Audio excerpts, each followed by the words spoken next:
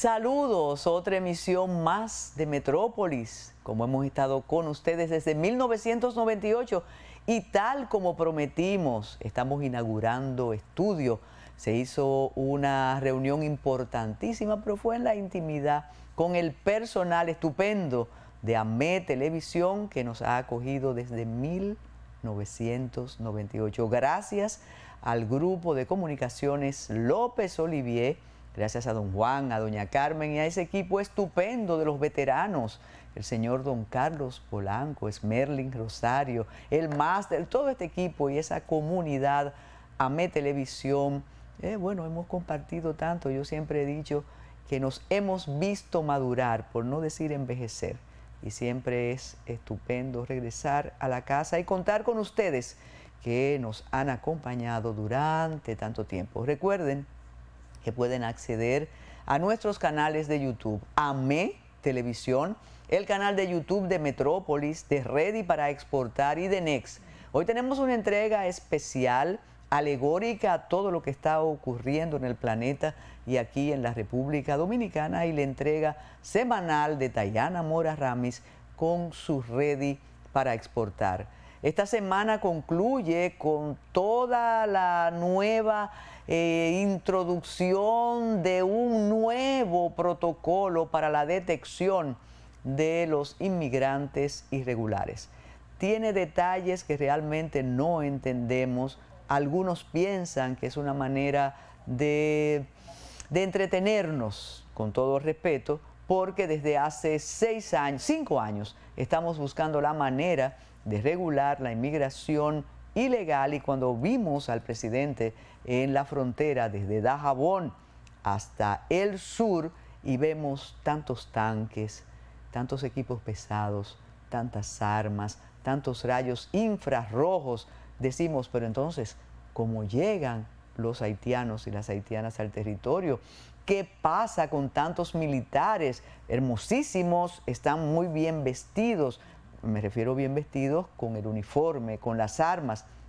Entonces, señor presidente, ¿cómo pueden violentar esa vigilancia?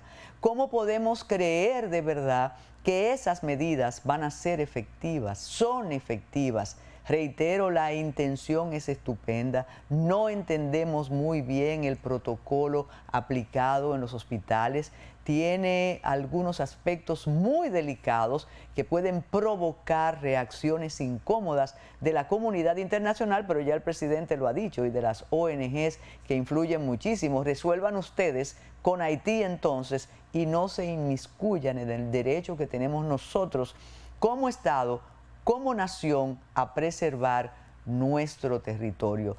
Esa es una información, esa ha sido una noticia que durante esta semana que termina y la semana que comienza nos ha mantenido la atención ahí, en la frontera, el tema haitiano siempre presente.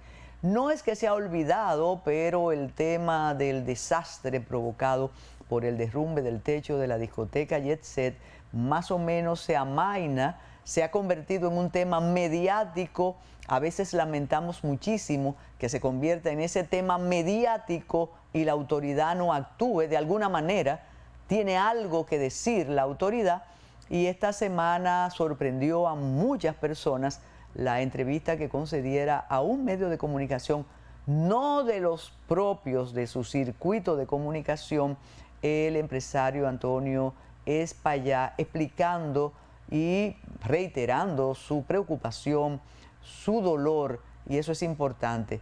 No podemos dejar de mencionar que esa tragedia llevó el luto a decenas, a centenas de familias dominicanas. Recordemos, son 232 personas fallecidas y cientos de heridos, y todavía no sabemos las complicaciones de esos heridos. Tenemos como saldo la orfandad, la viudez, tantos amigos idos, y ese es el saldo. Pero reitero, yo quisiera que tuviéramos una respuesta de la autoridad y que el tema no se convirtiera en este tema mediático que busca me gusta, que busca views. De modo que así comienza Metrópolis. Con Tayana Mora Ramis vamos a discutir, a valorar el legado del Papa Francisco, qué deja el Papa Francisco y quién va a suceder a ese Papa de la tolerancia, de la humildad. Y también nos referiremos al significado de la Guerra de Abril 50 años después. Gracias por estar con nosotros como han estado desde 1998. Vamos a hacer una pausa, Esmerlin.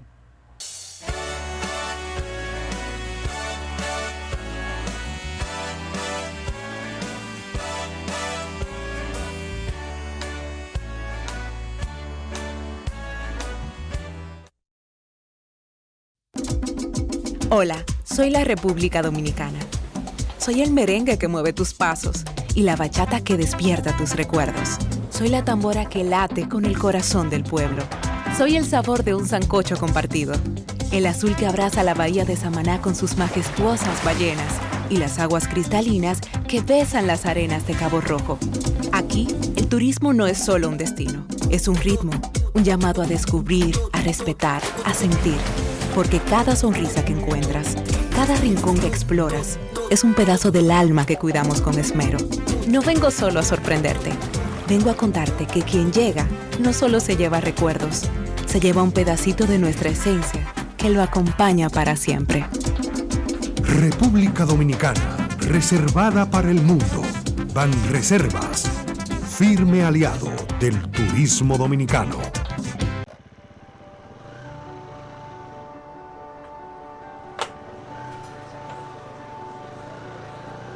Colega, venga, vamos a jugar. Mira, yo no voy a poder ahora que Marisa me está esperando en la casa. Es un hombre de verdad.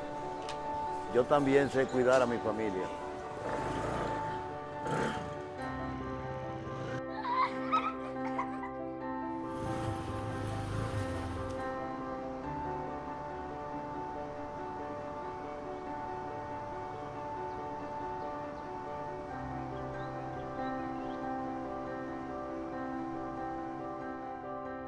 La equidad comienza en casa, donde cada rol tiene su valor. Si tú puedes cuidar, yo también puedo trabajar.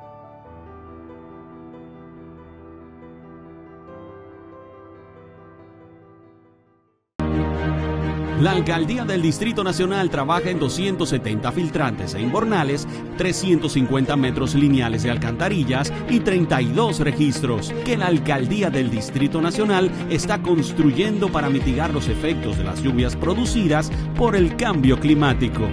Seguimos transformando Santo Domingo. Alcaldía del Distrito Nacional.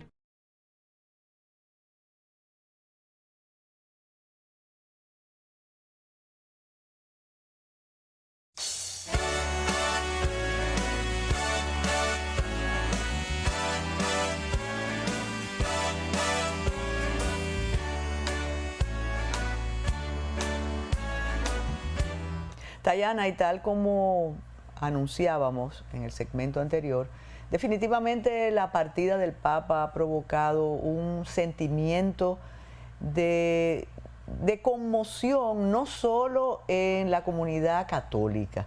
Cuando digo conmoción, quizás no sea el término, pero sí puede ser porque se ha reconocido que el Papa fue diferente en una época que veníamos de una jerarquía católica muy cerrada, muy excluyente, y la llegada de Bergoglio, de Franciscus, como él quiso que le pusieran en la lápida, comenzó una transformación que, al decir de los vaticanistas, podría frenarse a partir de ahora.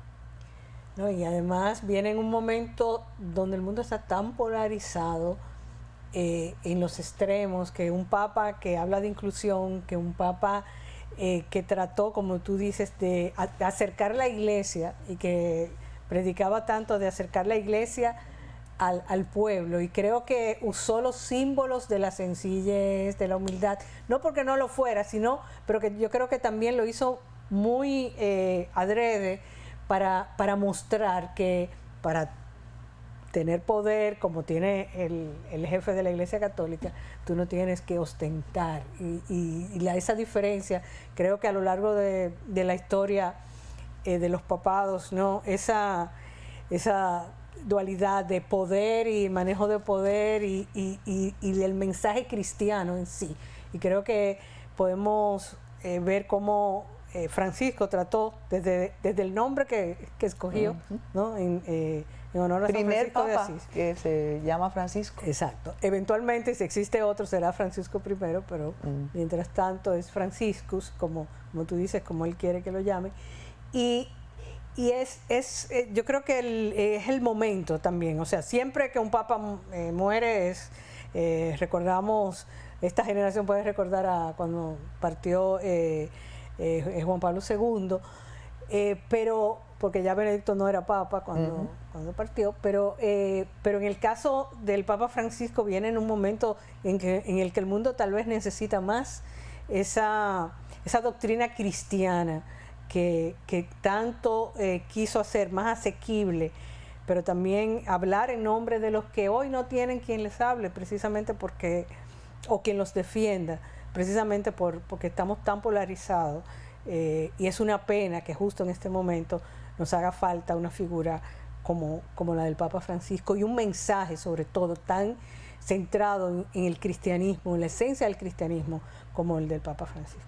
Ahí veíamos las imágenes del ataúd y hasta en ese aspecto Franciscus quiso diferenciarse. Y ahí es que vienen algunas contradicciones con determinados detalles de los papados, esa opulencia, ese deseo de ostentación que quizás aleja a muchos feligreses, sobre todo a esa comunidad pobre de los marginados, que encontraron en el Papa Francisco un referente. Me enteré, conversando con un vaticanista criollo, que los papas tienen la opción del voto de humildad. Y ese voto lo hizo Bergoglio. No podía ser de otra manera, porque incluso cuando él era el obispo de Buenos Aires, él vivió en una casa absolutamente modesta, utilizaba el transporte público y así lo hizo. Por eso, la posibilidad de relevo o de sucesión despierta el interés, porque hay varios grupos que dicen, no, necesitamos volver a la esencia de la iglesia. Pero hay otro detalle, porque tú sabes que esto tiene mucho de político y de estrategia. Dicen que la mayoría de los cardenales que van a participar en el cónclave fueron designados por el Papa Francisco, de modo que ahí podrían inclinarse a votar por el candidato o el cardenal más afín a la doctrina de Bergoglio. Bueno, vamos a ver cómo se da eso de lo que vimos Cónclave y muchas otras películas que han aludido al juego de poder, porque el Vaticano, aunque la Iglesia Católica a lo largo de los siglos ha perdido poder, no es tan hegemónica como antes, pero todavía es una entidad muy poderosa porque somos muchos millones de católicos en el mundo. Pero esa correlación de fuerza, y si es un europeo van a escoger a otro de otra parte del mundo, la representatividad, o sea, hay muchas cosas en juego. Asia, África. Exacto, siempre hay varios cardenales africanos que han sonado en otras elecciones de los últimos años de Papa, o sea que hay que ver uno de Filipinas que también ha salido en la elección anterior como posibles candidatos, pero también hay cardenales muy, muy conservadores, europeos, norteamericanos. Entonces, ojalá que no se escoja ningún extremo, porque entonces necesitamos voces inclusivas, necesitamos voces que representen la doctrina cristiana y que no se presten tanto a los juegos de poder. Obviamente hay que saberlo usar y Francisco lo sabía usar para el bien, pero lo sabía usar. O sea, hay que saberlo usar porque si tú tienes un poder sobre muchos, no solamente sobre tus propios feligreses, sino sobre el mundo, sobre los juegos geopolíticos que hay en el mundo. Pero ojalá que los cardenales sepan escoger un representante, así como Francisco, de la doctrina cristiana y no de juegos de poderes que todavía, de los que añoran a llevar a la iglesia a unos siglos atrás, que ya de eso tenemos muchos líderes en el mundo. Hay algo importante, Tayana, esta forma de ser tolerante, de ser humilde, no impidió que el Papa Francisco enfrentara el horror de las violaciones de la sotana. Y lo dijo, lo investigó, y cuando lo expuso se notaba la indignación y, como él dijo, la vergüenza de toda esa comunidad católica, de esos obispos pederastas, abusadores, y él lo hizo del mismo modo. Enfrentó la corrupción dentro del Vaticano, un asunto que nada más lo veíamos en libros proscritos y en algunas películas. Entonces, eso, ser sencillo, ser humilde, ser tolerante, no impide ser firme. Fíjate cómo él se atrajo a su presidente, que lo insultó de la manera que Milei sabe insultar, y después resultaron afines, resultaron con ciudadanos, hablaron de fútbol, y con la desmesura de Milei, él decretó 7 días de duelo por el descanso del Papa Francisco. Nosotros tenemos un detalle original en este asunto, y es que por la edad el cardenal dominicano no vota, ya no tiene derecho a voto. Y me enteré que el cardenal sigue siendo, o son los cardenales hasta su muerte. Eso me llenó de satisfacción, porque entonces un relevo muy precario que hay ahora mismo en la jerarquía católica no va a ocupar los lugares inmeros cardenalicios que hemos tenido. De modo que el Papa deja una impronta muy importante, y ojalá que la próxima semana, cuando ya vamos a tener un nuevo Papa, no tengamos que hacer un análisis como ¿quién viene? ¿Qué va a hacer? ¿Van a volver a tapar los santos o van a volver a ritual latín? En latín, porque hay una corriente así. Sí, tú mencionaste algo muy importante. Yo creo que el próximo Papa o sea, la labor que hizo Francisco en enfrentar 2 escollos que le habían hecho mucho daño a la Iglesia Católica, que era el no enfrentar los horrores de los abusos a niños que habían cometido cientos de sacerdotes. Eso era realmente una vergüenza que la Iglesia cargaba y que Francisco enfrentó. Y el tema de la misma corrupción del Vaticano, yo creo que ahora el nuevo Papa tiene esas 2 áreas, por lo menos esas 2 sombras tan fuertes sobre la Iglesia, que un poco disipada en el sentido de que no hieren al católico que veía en su iglesia eso ocurriendo, y ojalá que sepan también que si se repite, que lo sepan enfrentar los próximos papas, claro, o el próximo papa, pero por lo menos va a encontrar una iglesia un poco más llana, más abierta, después de que por lo menos se lidió un poco con esas heridas que había dejado la iglesia.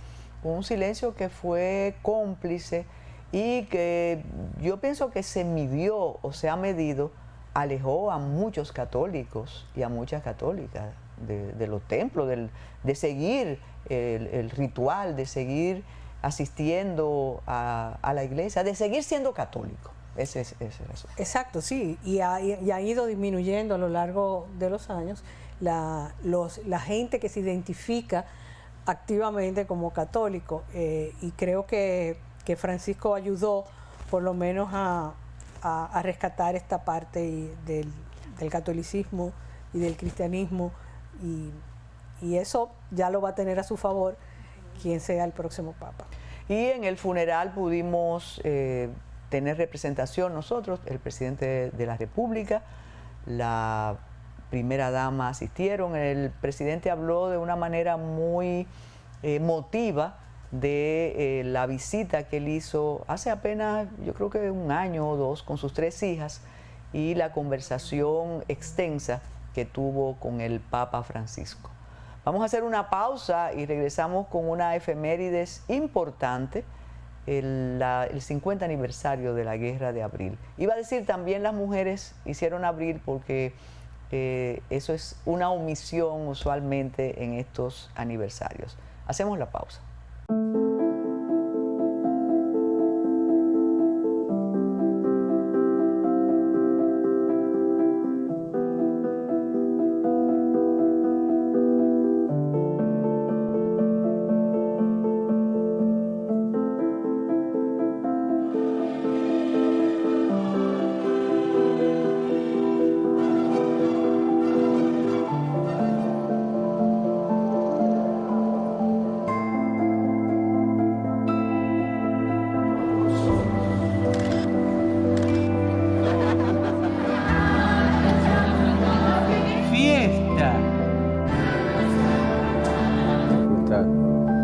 Tomad bajo vuestra protección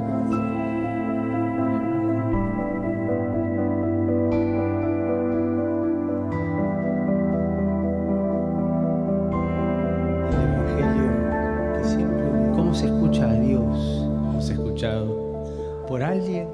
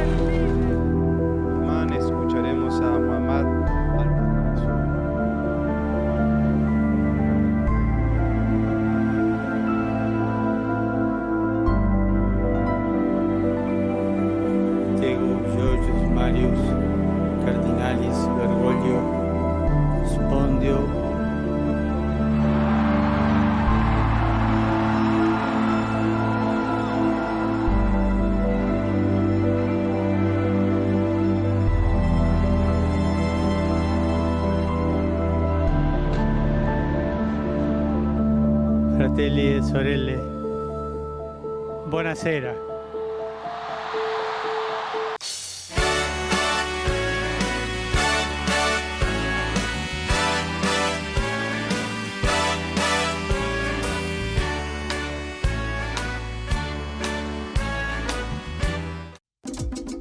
Hola, soy la República Dominicana. Soy el merengue que mueve tus pasos y la bachata que despierta tus recuerdos. Soy la tambora que late con el corazón del pueblo. Soy el sabor de un sancocho compartido, el azul que abraza la bahía de Samaná con sus majestuosas ballenas y las aguas cristalinas que besan las arenas de Cabo Rojo. Aquí, el turismo no es solo un destino, es un ritmo, un llamado a descubrir, a respetar, a sentir. Porque cada sonrisa que encuentras, cada rincón que exploras, es un pedazo del alma que cuidamos con esmero. No vengo solo a sorprenderte. Vengo a contarte que quien llega no solo se lleva recuerdos, se lleva un pedacito de nuestra esencia que lo acompaña para siempre. República Dominicana, reservada para el mundo. Banreservas, firme aliado del turismo dominicano.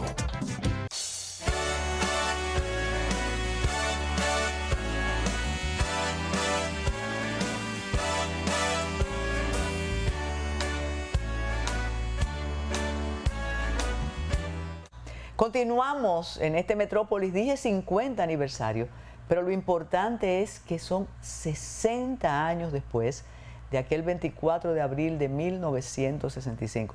Dayana no había nacido, yo tenía... Estaba en camino. En camino. ¿Tú estás segura? Sí, estaba en camino. Pero la verdad que hay tantas maneras de analizar ese episodio histórico en la República Dominicana. Y yo no sé, Dayana, y es mejor cuando no se es parte del asunto, porque uno puede ver con un catalejo, si piensa usted que quedó algo importante.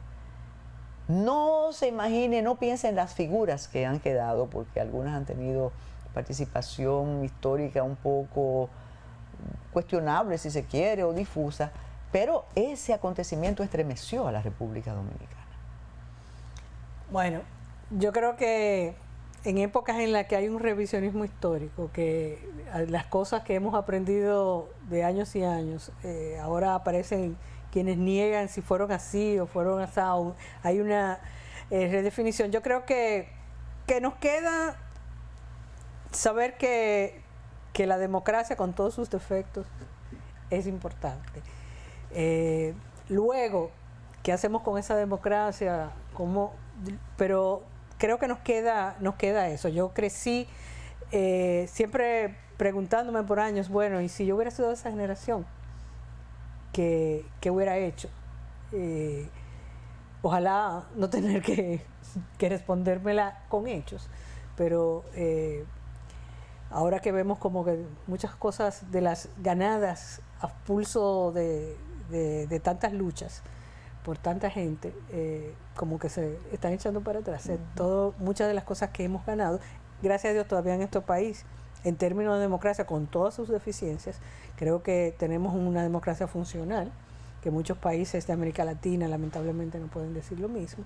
Y eso es una herencia, porque obviamente la revolución de abril no cambió, o sea, después entre la revolución y la democracia funcional pasaron muchos episodios de la historia dominicana, que tampoco fue que esa gesta de abril y luego libertad y todo eso, sino que fue más complicado todavía de ahí, pero un pueblo que se levanta por su constitución es todavía un gesto simbólico importante.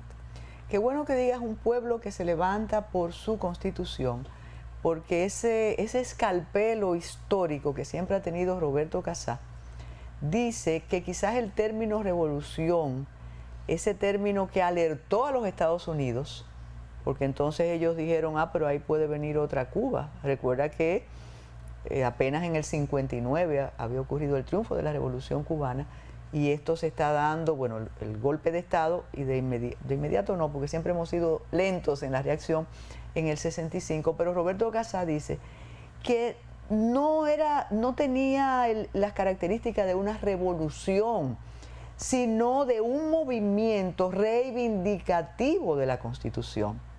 Después del golpe a Juan Bosch, la población lo que quería era que volviera la constitucionalidad a Palacio, y eso no se consiguió.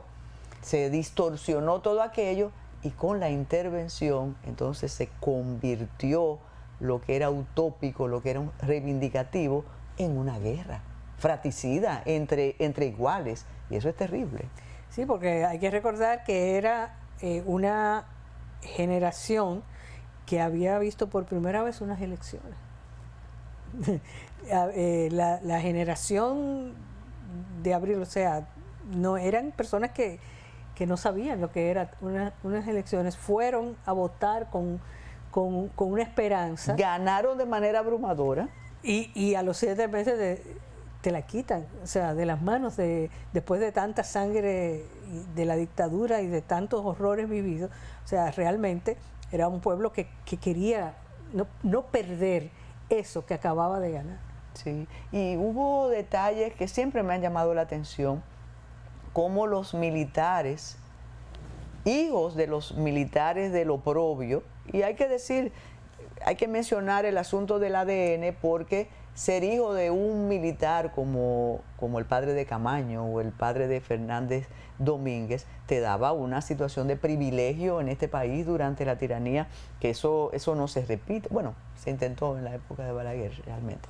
Pero como estos militares que reprimieron a su pueblo se unieron a la revolución, levantaron la bandera de la reivindicación constitucionalista. Y siempre cuento algo que me dijo Tony Isa Conde para una entrevista en el periódico, que se publicó en el periódico Hoy. Él estaba en un zaguán de Ciudad Nueva, escondiéndose, había un tiroteo, un asunto así, y de repente ve a Francisco Alberto Camaño, el que perseguía a todos los muchachos del 14, a todos los muchachos revolucionarios, y él confiesa que él se aterrorizó. Y al parecer Francis le vio el rostro y le vio la actitud y le dijo, yo estoy del lado de ustedes. Y él dijo que ahí vino que cambió todo, porque hubo un grupo de militares que asumieron la defensa de la patria.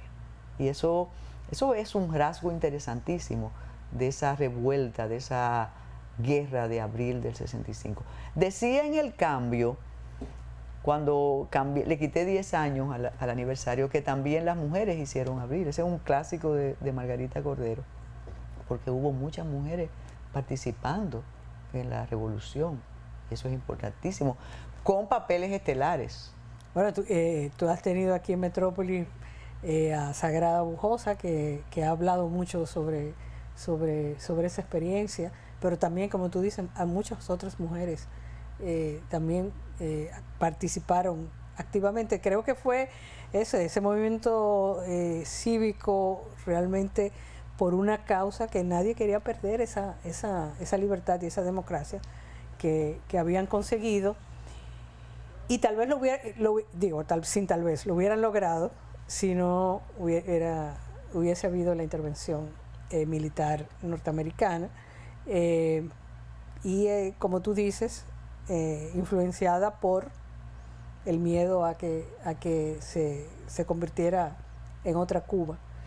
Y esos azares del destino histórico nuestro, después de la revolución, en el 66, gana las elecciones Joaquín Balaguer, y viene un periodo que ya conocemos bastante bien. Nosotros vamos a compartir con ustedes imágenes importantes de la guerra, siempre el aporte de René Fortunato con esa maravillosa historia en imágenes, en cine, en documentales que tiene. Y después, como siempre, la entrega de Tayana Mora Ramis con su Ready para exportar. Adelante, producción. En este país había un hombre del pueblo, un moreno, Guillén, que luego fue asesinado en la cárcel de La Victoria. Y vi a Guillén porque se había asaltado la Cedería California. La gente llevó cantidad de tela, iba por ahí, y yo recuerdo cuando él le quitó 2 rollos de tela, 2 piezas de tela a unas personas, la tiró al suelo y la pisoteó.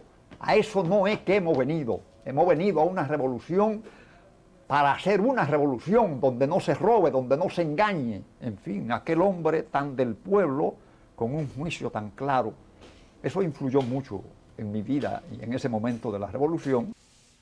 El día 15 de junio, julio, ahora no recuerdo, se produjo un gran ataque de las tropas norteamericanas. Vi morir a Batata, uno de los combatientes más sobresalientes que conocí, que era miembro del Comando B3. Yo le decía que se quitara de donde estaba y en ese momento una bala le perforó por la espalda hasta el pecho y cayó muerto ahí. Ese mismo día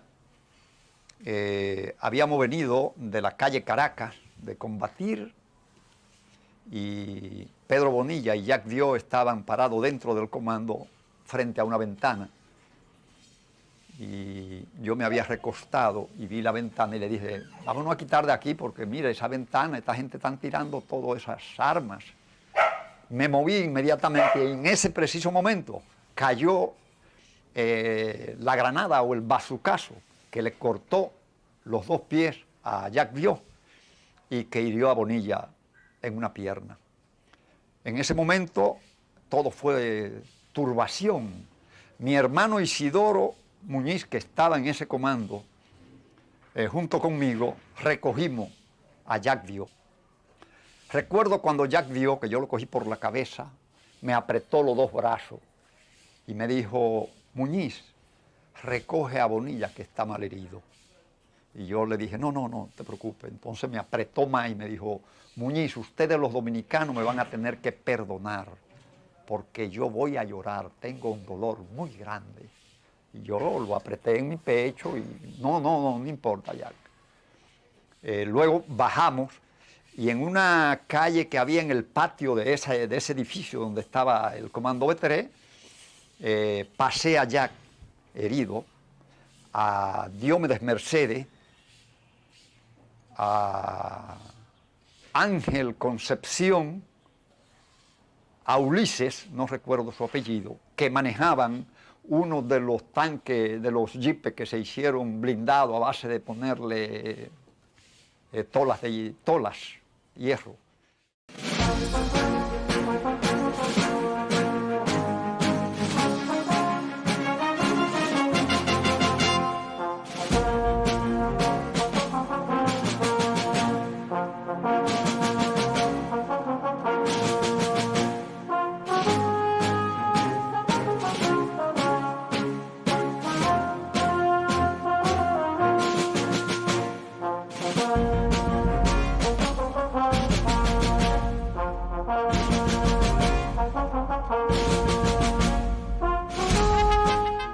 nosotros dirigimos un gran desfile que se celebró el 16 de agosto de 1965, donde el pueblo se volcó enteramente a darnos nuestro apoyo.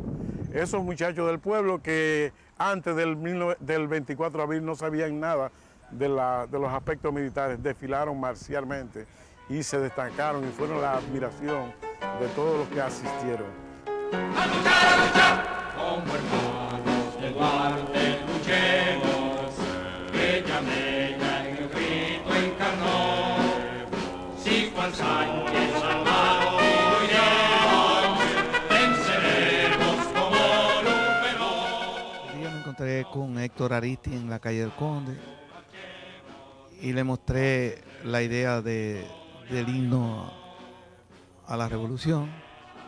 Le gustó mucho, se lo llevó, fuimos donde Francis Camaño y a partir de ese día se oficializó como el himno a la revolución.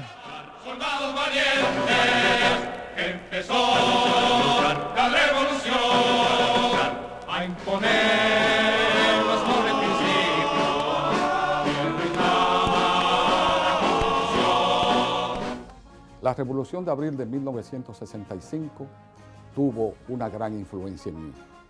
Primero, conocer las propiedades positivas de este glorioso pueblo dominicano, luchando en las calles, sin armas, con punzones, con palos, con estiletes, en contra de tropas dominicanas bien armadas y en contra del ejército más poderoso del mundo, del ejército de los Estados Unidos de América. ¡Qué pueblo tan grande tenemos! Lo que más realmente me conmueve y tal vez me duele fue la cantidad de vidas que aportó el pueblo dominicano en este episodio, como decía, en este dramático episodio militar de la historia de América. Porque fue un levantamiento dirigido por militares profesionales para reponer un gobierno que mayoritariamente se había dado el pueblo dominicano, encabezado por el profesor Juan Bosch, y la vigencia de la Constitución de 1963, que es la constitución más liberal y progresista que ha tenido nuestro país. El costo en vidas humanas, pero desde luego es el precio que pagan los pueblos por sus procesos de desarrollo y de libertad. Las cosas que suceden hoy son producto de aquella época. Es más, si hoy hay un gobierno como el actual gobierno del PLD, es el producto de un partido fundado por la primera figura política de ese acontecimiento que hoy dirige los destinos del país.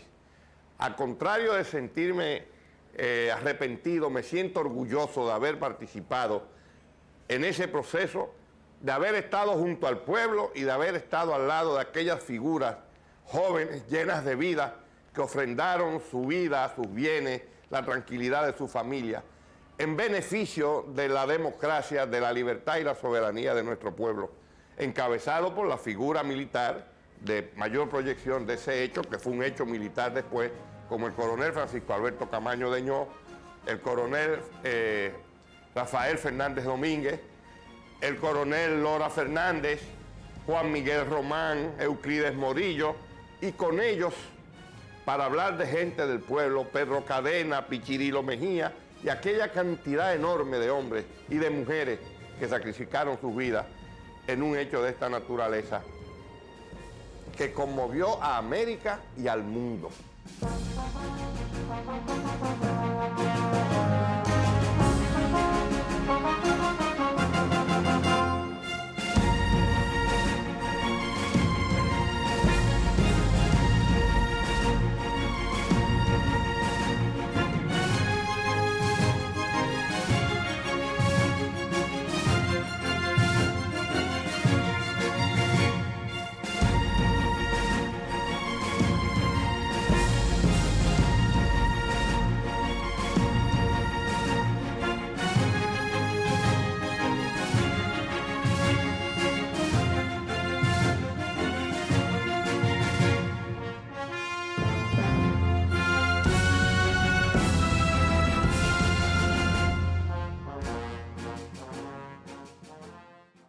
Estuve en la toma del Palacio, el asalto del Palacio. En el asalto del Palacio duré un mes y pico en el Parque de Independencia con unas 70 de artilleros. Estuve en los bancos de Isabel y Católica 4 días sin dormir, donde iban a asaltar los bancos los norteamericanos. Y ahí caí al comando de Puerto Plata. En todos los operativos que se hacían de noche y de día yo me daban participación por mi seriedad y por mi valentía. No me siento frustrado. Yo le pido a la juventud que cojan el ejemplo de Camaño, que murió con dignidad, y si hay que coger las armas para defender la constitucionalidad de este país, la soberanía, estoy dispuesto otra vez porque me siento con ánimo, que este país hay que sacarlo, que la morena esté en alta como está ahora mismo en el suelo, por la droga, la corrupción, que la juventud, yo le pido a la juventud que no se dejen por esos caminos malos, que cojan el ejemplo de nosotros, que todavía somos viejos y tengamos sentimiento y dignidad.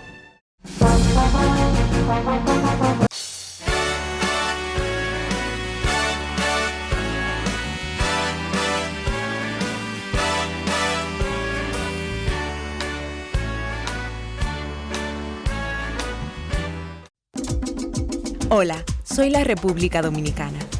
Soy el merengue que mueve tus pasos y la bachata que despierta tus recuerdos. Soy la tambora que late con el corazón del pueblo. Soy el sabor de un sancocho compartido, el azul que abraza la bahía de Samaná con sus majestuosas ballenas y las aguas cristalinas que besan las arenas de Cabo Rojo. Aquí, el turismo no es solo un destino, es un ritmo, un llamado a descubrir, a respetar, a sentir. Porque cada sonrisa que encuentras, cada rincón que exploras, es un pedazo del alma que cuidamos con esmero. No vengo solo a sorprenderte, vengo a contarte que quien llega no solo se lleva recuerdos, se lleva un pedacito de nuestra esencia que lo acompaña para siempre. República Dominicana, reservada para el mundo. Banreservas, firme aliado del turismo dominicano.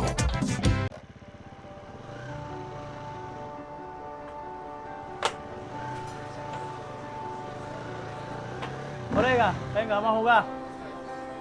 Mira, Johnny, lo voy a poder ahora que Marisa me está esperando en la casa. Es un hombre de verdad. Yo también sé cuidar a mi familia.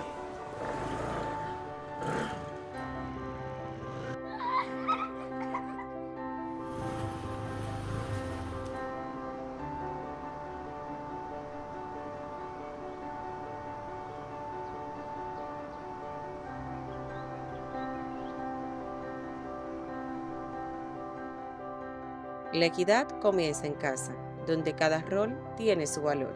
Si tú puedes cuidar, yo también puedo trabajar.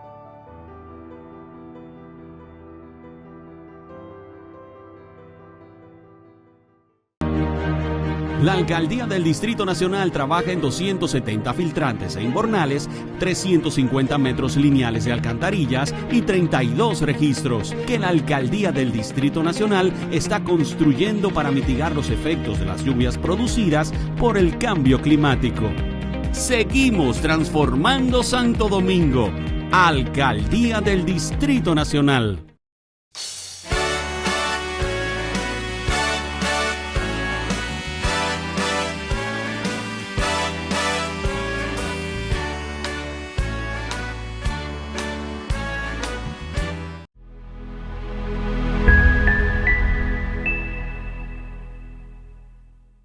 Muy buenas amigos de Ready para Exportar.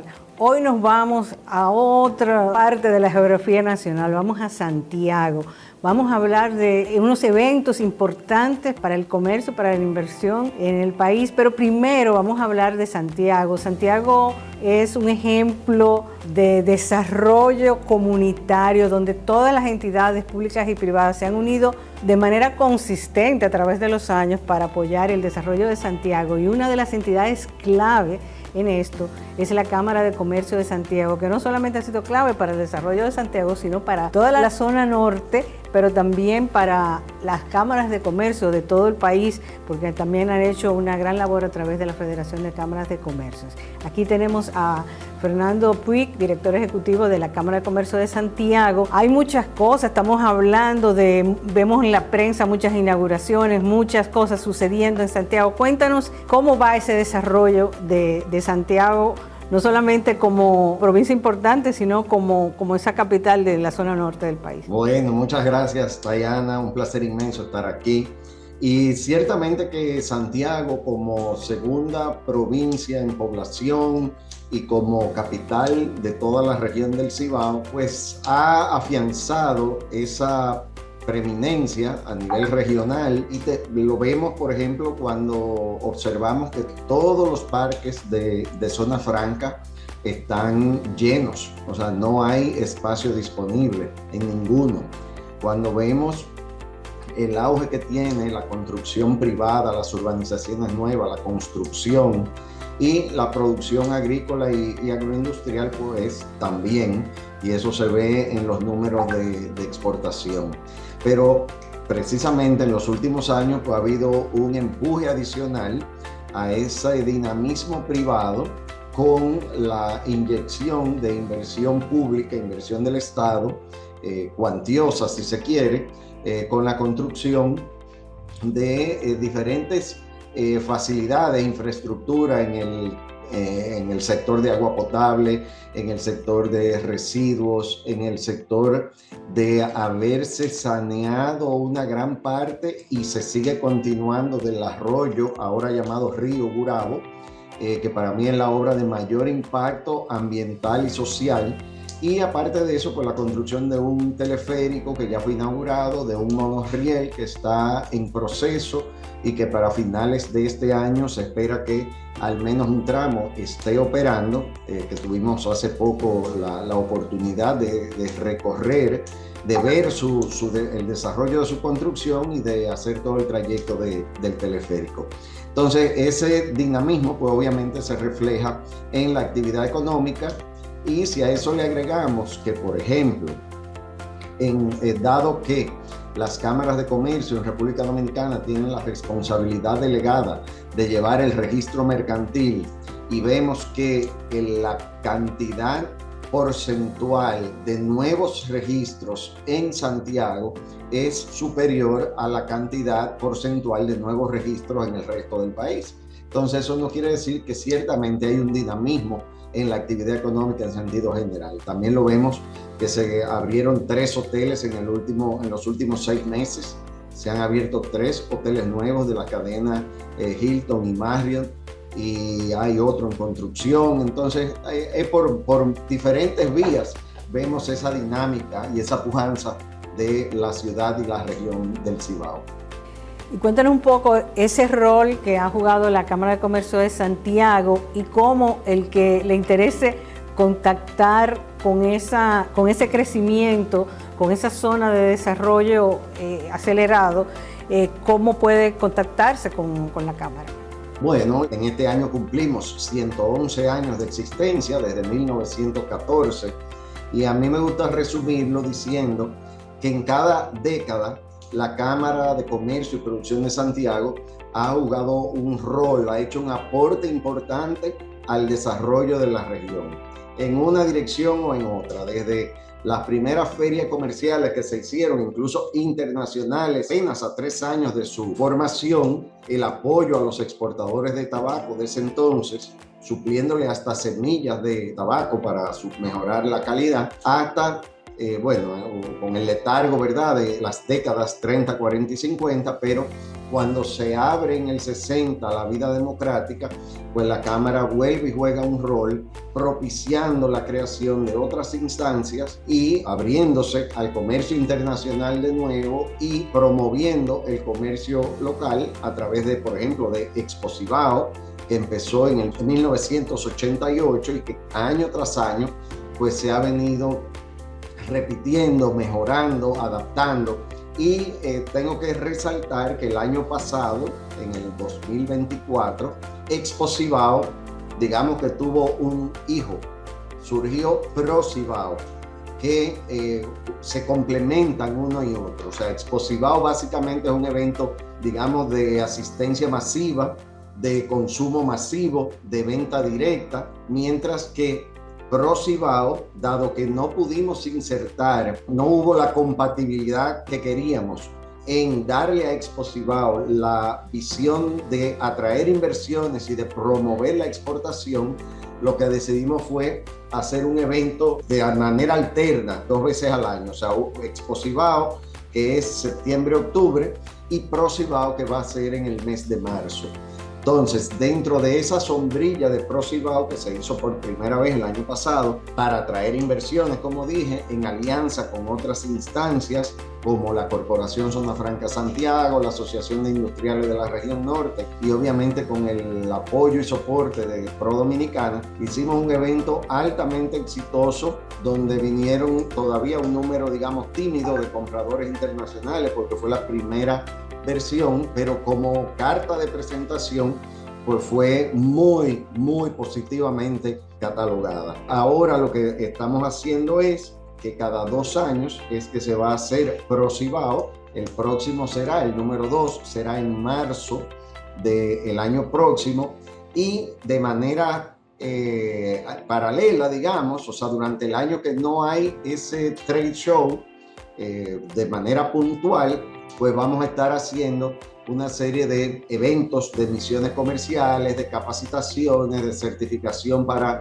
exportadores y en sentido general ofreciendo información y promoviendo el ver hacia los mercados internacionales. De manera puntual en este año pues vamos a tener varias misiones comerciales que, dicho sea de paso, van a coincidir con los 2 eventos que tenemos ya el mes próximo, en mayo específicamente, y que precisamente por estos 2 eventos fue que optamos por distanciar, si se quiere, un poco para no hacerlo todo junto, porque, ¿verdad?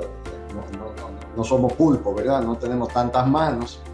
Y entonces, bueno, pues en esos eventos, de los cuales vamos a hablar en breve, que son los congresos internacionales de AICO y de SIAC, pues ya tenemos confirmadas varias misiones comerciales para las cuales le estamos haciendo los matches correspondientes para ponerlo en contacto con exportadores dominicanos. Ya tenemos confirmación de una misión comercial que viene desde Bolivia, otra que viene, varios comerciantes, compradores que vienen desde Colombia y desde España, tanto de Sevilla como de Zamora, como estamos conversando ahora mismo con otro grupo de Madrid. Es decir, que vamos a tener una buena cantidad de interesados en ver nuestros productos, y obviamente que el comercio es de doble vía. Si también vienen a traer sus productos, pues obviamente que le haremos los matches correspondientes. Bueno, entonces estamos acostumbrados a que el centro de todos estos encuentros internacionales, que si era Punta Cana, que si era Santo Domingo, pero ahora tenemos que considerar a Santiago como ese centro de negocios internacionales. La Cámara también ha participado hace muchos años como miembro de AICO, ¿no? De la Asociación Iberoamericana de Cámaras de Comercio, que es el evento al que te has referido, que va a ser en marzo de este año. Cuéntanos un poco de este evento y si otras personas, no solamente de Santiago, sino de otras partes del país, quieren participar, ¿qué tendrían que hacer? Ok, bueno, precisamente, y antes de entrar en esa pregunta, déjame destacar que en Santiago existe desde hace muchos años un clúster turístico y que recientemente también se formó el Santiago Buró Turístico, Buró de Turismo, que incluye la facilidad o el espacio Visit Santiago, que se enfoca principalmente en promover precisamente el turismo de convenciones, el turismo deportivo, el turismo de salud, como una forma de puntualizar la oferta que tiene Santiago para esos segmentos de turismo que también dejan un aporte súper importante en las economías. Entonces, contestando como bien dices, desde hace no sé cuántas décadas, la Cámara de Comercio y Producción de Santiago participa en la Asociación Iberoamericana de Cámaras de Comercio, AICO, que se reúne en diferentes sitios cada 2 veces al año, y de manera paralela también participamos en la Comisión Interamericana de Arbitraje Comercial, que es el SIAC, Nosotros tenemos un centro de arbitraje aquí en la Cámara de Santiago y que también se reúne, como dije, de manera paralela 2 veces al año en diferentes sitios, y desde hace un par de años nosotros solicitamos la sede para los congresos que se van a celebrar ahora el mes próximo. En el caso de AICO, su congreso directivo número 53 y asamblea extraordinaria también, porque se van a estar revisando los estatutos. Y en el caso del SIAC es el consejo directivo número 60. Entonces, ambos eventos van a colocar a Santiago en el epicentro de la visión, de la dirección, del dinamismo comercial y empresarial de Iberoamérica, desde España hasta Argentina y todos los países del continente americano de habla hispana y portuguesa. Entonces, eso va a hacer que del día 17 al 20 se reúnan aquí en Santiago unos 200 visitantes de esos países, más los visitantes, que esperamos que sea un número casi similar, de congresistas nacionales que asistan a ambos eventos, tanto a AICO como a SIAC. Para esto hemos elaborado un programa bastante cargado, interesantísimo, que tenemos toda la información en la página de la Cámara. Hay diferentes formas de participar, diferentes inscripciones, una inscribiéndose en todos los eventos, tanto formales como sociales, que van desde el sábado hasta el día miércoles. Otra es asistir a los eventos puramente formales de conferencias y paneles, que serán los días lunes y martes.